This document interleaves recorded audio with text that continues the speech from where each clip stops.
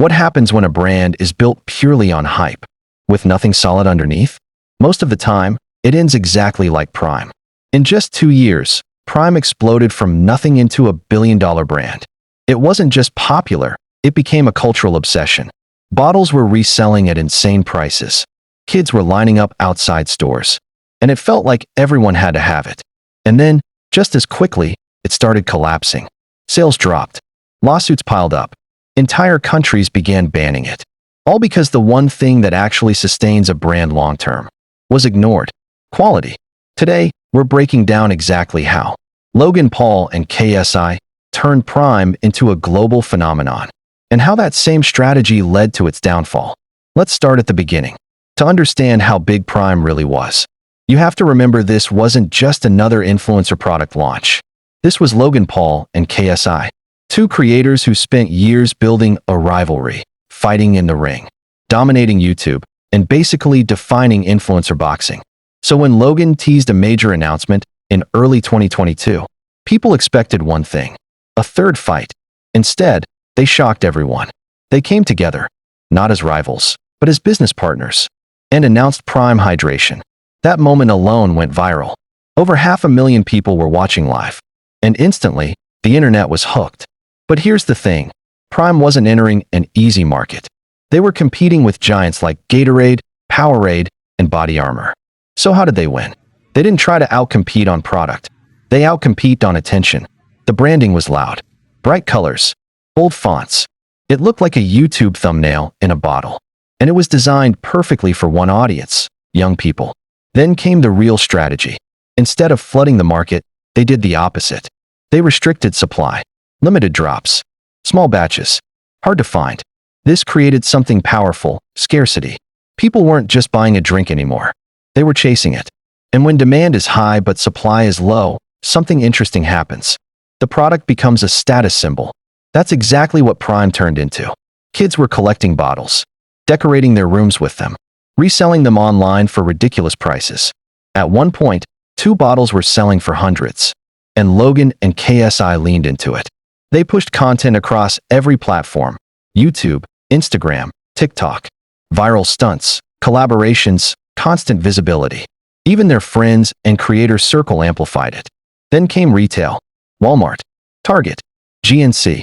But even there, they kept stock low, so shelves stayed empty, which only made people want it more.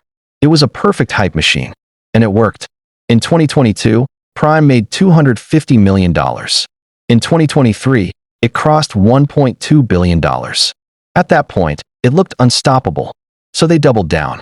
Big sponsorships, major partnerships, football clubs, global athletes, UFC, WWE. Everything about the brand said one thing: this isn't just a drink, it's a movement. But here's where things start to shift. Because hype can get people to try something, but it can't make them come back. And slowly, people started noticing something was off. The taste.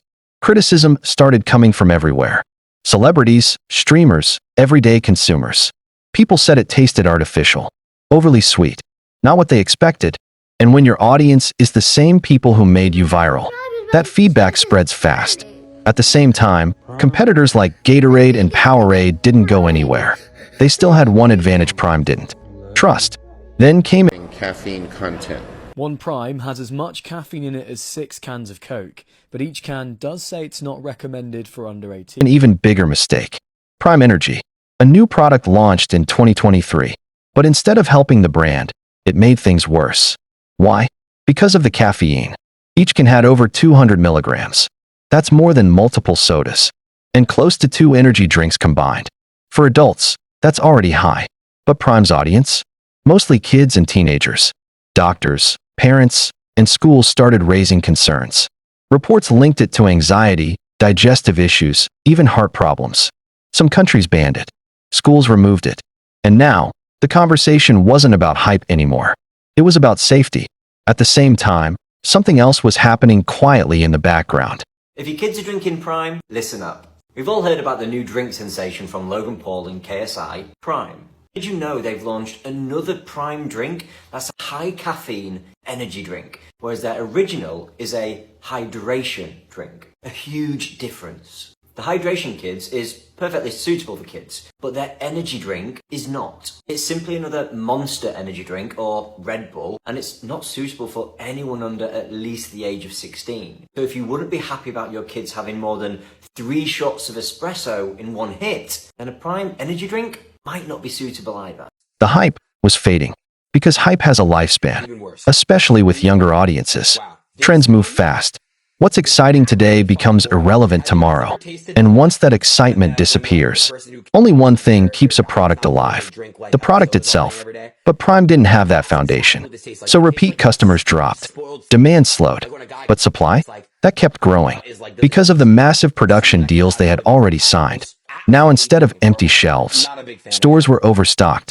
By 2024, sales crashed, down 70% in the UK, down 40% in the US. Profits dropped over 90%. And then came the final blow: lawsuits. Multiple cases hit the brand, ranging from ingredient concerns to contract disputes to unauthorized marketing claims, each one damaging trust even more. And by 2025, Prime went from being impossible to find to sitting on clearance shelves, selling for a fraction of its original price. At the end of the day, Prime didn't fail because of bad marketing. It failed because marketing was the only thing holding it up. It was built on hype, not substance. And once the hype disappeared, there was nothing left to support it. Logan Paul and KSI still made millions. But the brand? That's a different story. And if there's one takeaway here, it's this: you can build attention fast, but if the product doesn't match the expectation, it won't last. If you want more breakdowns like this, real stories behind viral brands, fame, and what actually happens behind the scenes, subscribe, because the next one might be even crazier.